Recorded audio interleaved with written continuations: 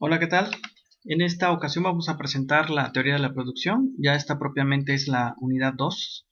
La teoría de la producción es un marco analítico importante para la microeconomía, ya que permite responder a algunas preguntas como por ejemplo cómo se modifica el volumen de producción cuando se altera la cantidad de insumos productivos, o por ejemplo cómo varía la producción cuando se modifica el precio de los factores productivos, o cómo cambia los costos de producción cuando se altera el volumen de producción. En fin, es una teoría bastante útil, como van a ver a continuación. Sí, lo primero es señalar, bueno, que la teoría de la producción permite determinar cuál es el nivel óptimo de producción desde el punto de vista técnico, es decir, producir con la mayor eficiencia posible, entendiendo eficiencia como hacer más con menos. Otra de las preguntas que permite contestar es, bueno, ¿cómo pueden organizar las empresas su proceso de productivo a manera de que puedan ser más eficientes? Y desde luego también analizar la pregunta de cómo varían los costos de las empresas cuando varían tanto el precio de los factores productivos como su nivel de producción. Entonces, como pueden ver, es un esquema analítico bastante interesante, ¿sí? Que nos permite analizar el lado de la oferta y en lo particular la conducta del productor, la conducta del empresario. ¿Por qué estudiar la teoría de la producción? Bueno, porque nos permite determinar el punto óptimo de cuánta mano de obra contratar, cuánta maquinaria utilizar. Si partimos del supuesto de que el productor desea producir con la máxima eficiencia posible. De hecho, en un escenario de alta competencia, en un mercado en donde hay mucha competencia, pues aquellos productores que no sean eficientes pues van a tender a desaparecer de ese mercado. Serán absorbidos por la competencia. Por eso es importante producir con eficiencia, entendiendo eficiencia como la utilización óptima de los recursos, es decir, hacer más con menos. Otra de las interrogantes que permite responder es, bueno, ¿cómo afectan estas decisiones de contratación de mano de obra y de capital a los costos de las empresas? Y desde luego, ¿cómo aumentar la productividad en el proceso de producción? Que esta es una parte bien importante, porque a mayor productividad, menores costos. Y a menores costos hay la posibilidad de ofrecer un producto más barato. Por lo tanto, ganar lo que llamamos cuota de mercado, es decir, ganar clientes. La teoría de la producción que vamos a presentar va a manejar dos momentos, ¿sí? En un primer momento nos vamos a enfocar al primer círculo en azul, es decir, la parte de teoría de la producción. Es decir, dada la tecnología y el precio de los factores productivos o insumos productivos, qué cantidad de cada insumo o de cada factor productivo utilizar, contratar para producir de la manera más eficiente. ¿Sí? Entonces, bueno, esta representación gráfica, esta figura, lo que señala es, primero vamos a analizar teoría de la producción, ¿sí?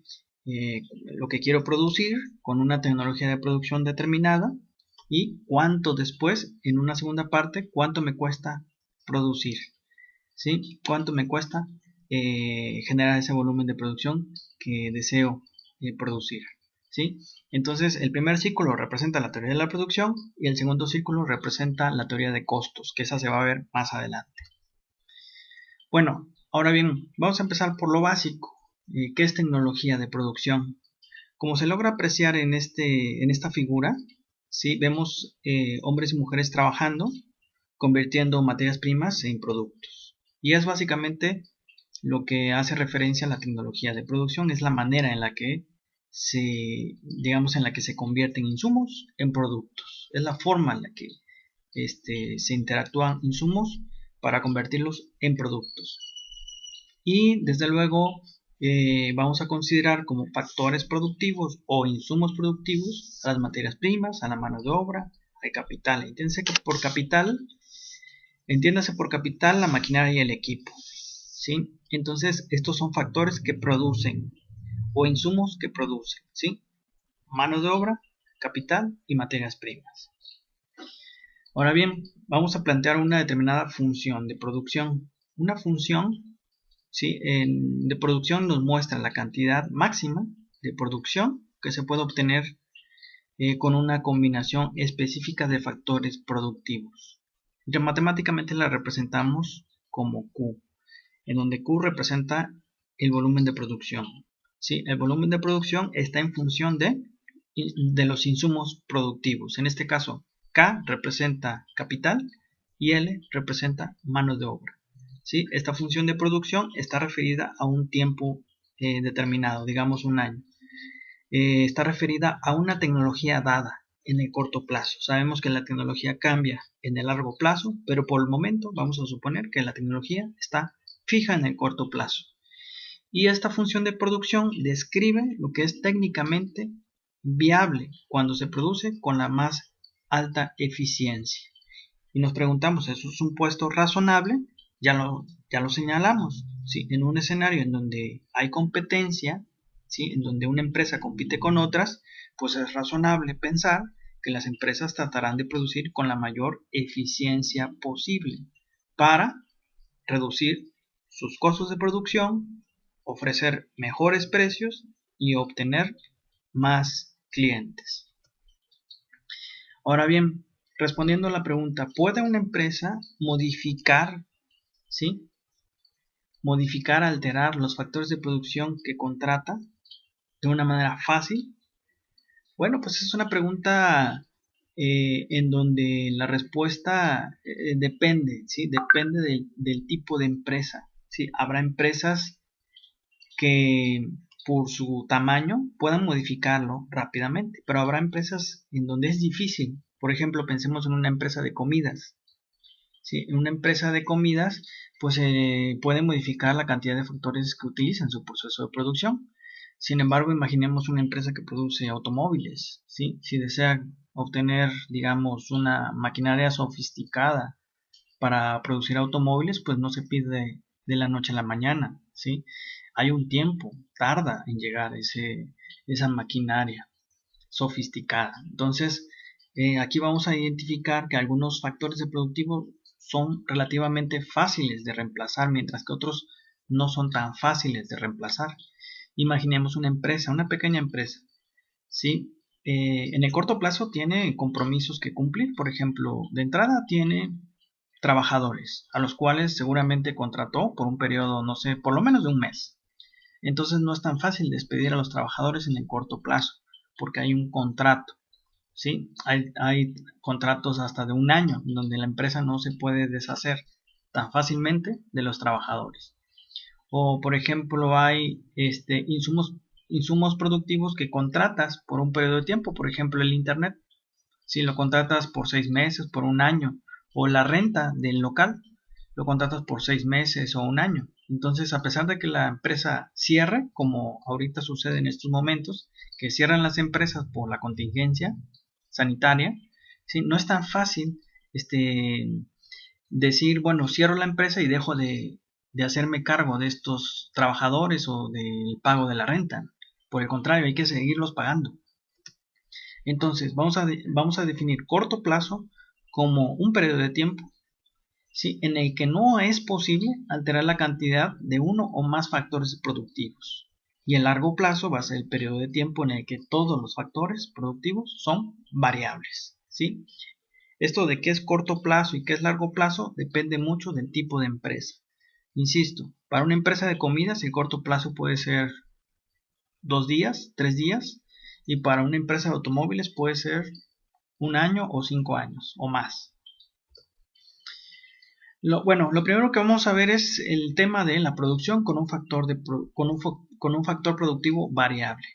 Es decir, cómo varía la producción cuando se altera o se modifica la cantidad de un factor productivo y los demás permanecen constantes. Para ello vamos a suponer que aquí se utilizan dos factores productivos, capital y trabajo. Capital es el factor fijo y el trabajo es el factor variable. Si queremos ver cómo se modifica Q cuando cambia L, o en otras palabras, cómo se modifica la producción cuando se altera la cantidad de trabajo contratado y permanece el capital fijo. En esta tabla que se presenta muestra las diferentes combinaciones de trabajo y de capital que generan un determinado volumen de producción.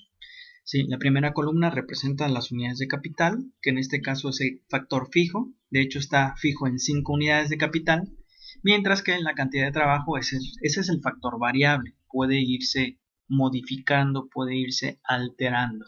Por ejemplo, en la segunda fila, con 5 unidades de capital y ningún trabajador que las trabaje, pues no hay producción. Por el contrario, si yo contrato un trabajador, la producción va a ser de 150. Es decir, ese trabajador me generó 150 unidades de producción. Si yo paso del primer trabajador al segundo trabajador, ese segundo trabajador me va a generar 400 unidades de producción. ¿Sí? Si yo a 400 le resto 150, me va a quedar 250. Es decir, que ese segundo trabajador me generó una producción adicional o una producción añadida de 250, que es lo que resulta de restarle a 400, 150. Y así sucesivamente. De hecho, cuando contratamos al quinto trabajador, ¿sí? Me genera 910 unidades de producción. Si yo a 910 le quito 760, me va a quedar que el quinto trabajador me generó una producción extra de 150 unidades de producción. Por el contrario, el sexto trabajador, ¿sí? Me generó 900 unidades de producción.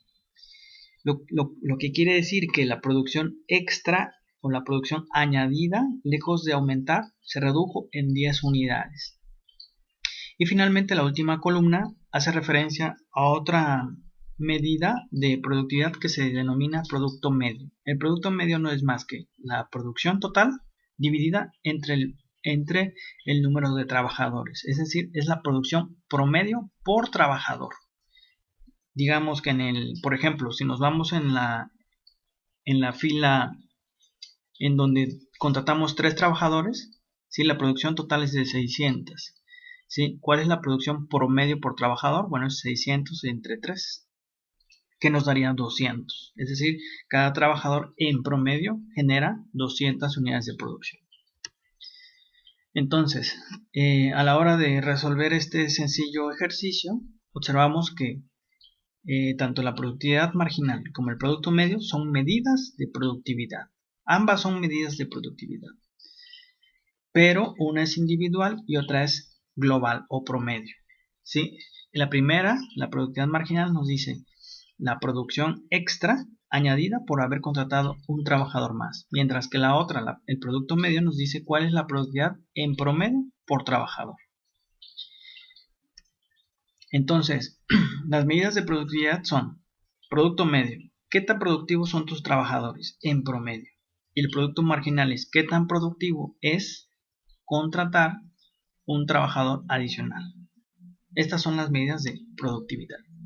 Supongamos este ejemplo, en donde la cantidad de trabajo es variable y la cantidad de capital es fija. En este caso está fija en 5 unidades, ¿sí? Entonces tenemos una combinación de trabajo y de capital que genera un determinado volumen de producción. PFT significa producto físico total, que es igual a Q, producción, digamos, total. ¿Sí?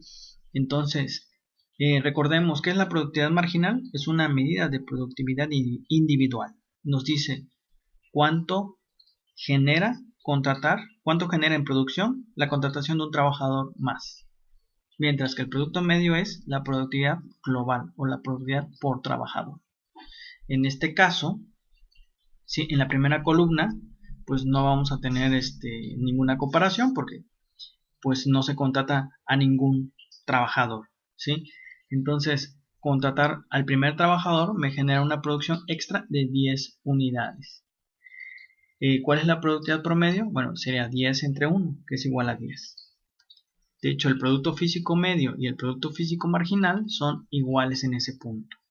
¿Sí? A partir de allí, el producto físico marginal va aumentando hasta llegar a un punto en donde alcanza su máximo, digamos en este caso el 14, y después empieza a reducirse hasta llegar a 0 y volverse negativo. Lo mismo pasa con el producto físico marginal. Va aumentando, alcanza un punto máximo y después se va reduciendo. De hecho, cuando contratamos 4 trabajadores, el producto físico marginal es igual al producto físico medio. ¿Sí? Si nosotros graficáramos estos datos en una gráfica en donde en el eje vertical pusiéramos producción y en el eje vertical pusiéramos mano de obra, pues vamos a graficar el producto físico total. Nos va a quedar pues una curva, así que va en ascenso, alcanza un pico y después empieza a decrecer. Lo mismo podemos hacer con el producto medio y el producto marginal. De hecho, la idea es graficarlos y ver cómo se comportan esas diferentes medidas de productividad. ¿Sí? Esto es algo que vamos a analizar en el próximo video. Espero que les haya servido de ilustración.